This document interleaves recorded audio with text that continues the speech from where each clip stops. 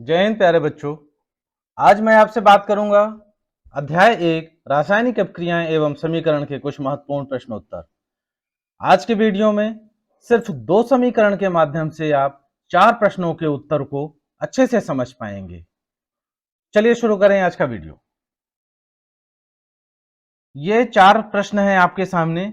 इन चारों प्रश्नों का उत्तर आप सिर्फ 2 समीकरण के माध्यम से दे पाएंगे, अर्थात आपको सिर्फ 2 समीकरण अच्छे से याद करना है और ये चारों प्रश्नों का उत्तर उस समीकरण के माध्यम से आप लिख पाएंगे, समझ पाएंगे। तो चलिए देखें कौन से हैं वो 2 समीकरण।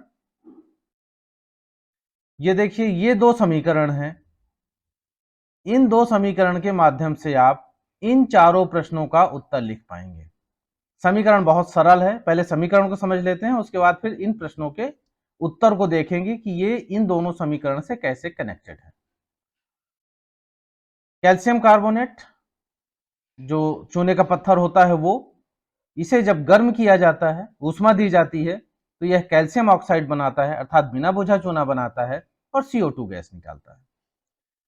फिर यही CaO जो चूना, ये बिना बुझा चूना बना है कैल्शियम ऑक्साइड, ये कैल्शियम ऑक्साइड को जब पानी में विलय किया जाता है, पानी के साथ इसकी अभिक्रिया होती है जल के साथ, तब बनता है कैल्शियम हाइड्रोक्साइड। इसे कहते हैं बुझा हुआ चूना और इसके साथ ऊष्मा निकलती है। तो सिर्फ ये 2 समीकरण और इन 4 प्रश्नों का उत्तर। चलिए अब देखें कैसे लिखना है हमें। सबसे पहला प्रश्न है, किसी पदार्थ X के विलयन का उपयोग सफेदी करने के लिए होता है, तो पदार्थ X का नाम और इसका सूत्र लिखना है और ऊपर लिखे पदार्थ X की जल के साथ अपक्रिया लिखना है। जहां बात सफेदी की हो तो आप सफेदी के लिए इस बात का ध्यान रखेंगे कि प्रायः जो पुराने समय में और आज के समय में भी कुछ लोग दीवारों की सफेदी के लिए चूने का उपयोग करते हैं। तो यहाँ बात चूने की हो रही है। अब ये जो X है, इसका विलयन, X मतलब जो हम लोग मार्केट से खरीद के लाते हैं, बोरी में जो चूना आता है वो X है। तो जो मार्केट से बोरी में चूना आता है उसका वास्तविक नाम क्या है, रासायनिक नाम क्या है, तो वो ये है कैल्शियम ऑक्साइड। कैल्शियम ऑक्साइड हम लोग लाते हैं और कैल्शियम ऑक्साइड को जल के साथ, कैल्शियम ऑक्साइड की अभिक्रिया होती है किसके साथ, जल के साथ। जैसे ही हम इसको जल में डालते हैं तो यहां ऊष्मा निकलती है और कैल्शियम हाइड्रोक्साइड बनता है। तो बस यही है इसका आंसर, सिर्फ एक समीकरण में। पहले प्रश्न का उत्तर होगा पदार्थ X का नाम क्या है, तो पदार्थ X का नाम है कैल्शियम ऑक्साइड, इसे हम कहते हैं बिना बुझा हुआ चूना। और इसका सूत्र, तो इसका सूत्र है CaO। और ऊपर लिखे पदार्थ X की जल के साथ अभिक्रिया लिखिए, तो ये ऊपर लिखा पदार्थ CaO है और इसके साथ, इसकी जल के साथ ये अभिक्रिया होगी, बनेगा कैल्शियम हाइड्रोक्साइड और ऊष्मा निकलेगी। इस तरीके से पहला प्रश्न आपका तैयार हुआ। दूसरा है ऊष्मा छेपी और ऊष्मा शोषी अभिक्रिया का क्या अर्थ है, समय उदाहरण दीजिए। तो हम जानते हैं ऊष्मा छेपी और ऊष्मा शोषी। सबसे पहले देख लेते हैं ऊष्मा शोषी, अर्थात ऐसी रासायनिक अपक्रिया जो ऊष्मा को अवशोषित करे। वह रासायनिक अपक्रिया जिसमें ऊष्मा का अवशोषण होता हो उसे कहते हैं ऊष्मा शोषी।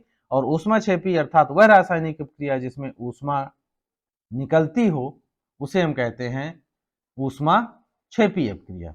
अब ऊष्मा शोषी देख ले, तो ऊष्मा शोषी अपक्रिया की परिभाषा मैंने आपको बता दिया। अब समीकरण ये आएगा ऊष्मा शोषी में, क्योंकि ये कैल्शियम कार्बोनेट है, ये ऊष्मा का अवशोषण करती है, ऊष्मा लेती है और ऊष्मा लेने के बाद, गर्म होने के बाद कैल्शियम ऑक्साइड और CO2 में इसका CaO और CO2 उत्पाद का निर्माण होता है। तो ये इसका हो गया ऊष्मा शोषी अपक्रिया।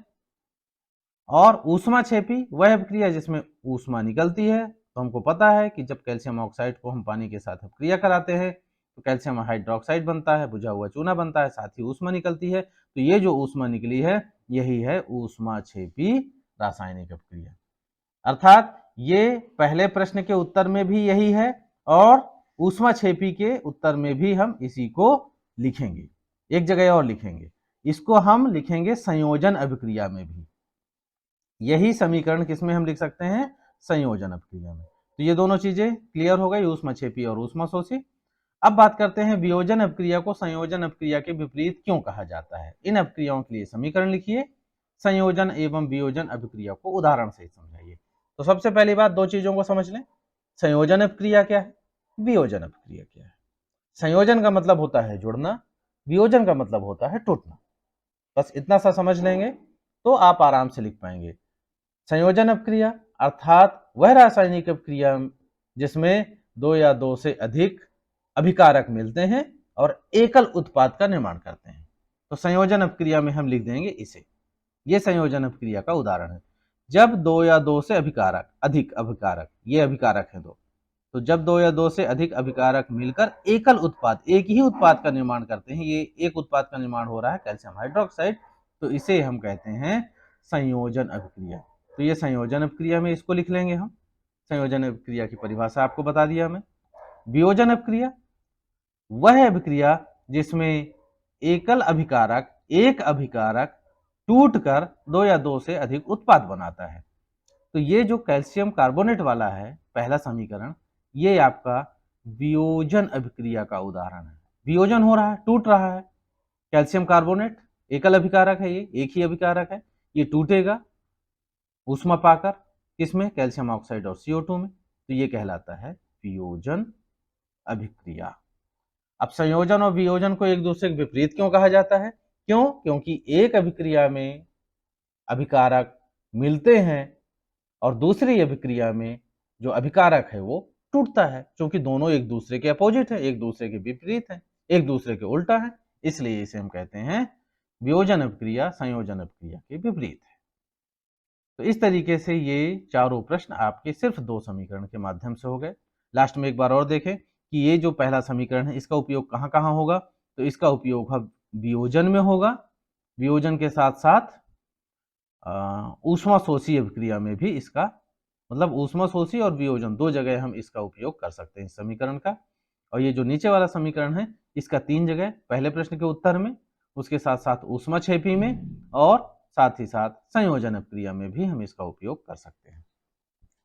इसके अलावा एक प्रश्न और है, श्वसन की जो क्रिया है वह ऊष्माक्षेपी क्यों है? तो हमको पता है कि ऊष्माक्षेपी अभिक्रिया अर्थात वह अभिक्रिया जिसमें ऊष्मा निकलती है, ऊर्जा निकलती है। तो श्वसन की क्रिया में ऊर्जा निकलती है, एटीपी के रूप में ऊर्जा हमको प्राप्त होती है और उसी ऊर्जा का उपयोग हम अपने विभिन्न शारीरिक क्रियाओं के लिए, जो जैविक प्रक्रियाएं होती हैं उनके लिए करते हैं। इसलिए श्वसन को ऊष्माक्षेपी अभिक्रिया भी कहते हैं। अर्थात प्रश्न में ही आपको उत्तर दे दिया है। यदि आपको ऊष्माक्षेपी का अर्थ पता है तो आप आराम से उस प्रश्न का उत्तर लिख पाएंगे। उम्मीद करता हूं कि ये प्रश्न आपको अच्छे से समझ में आए होंगे।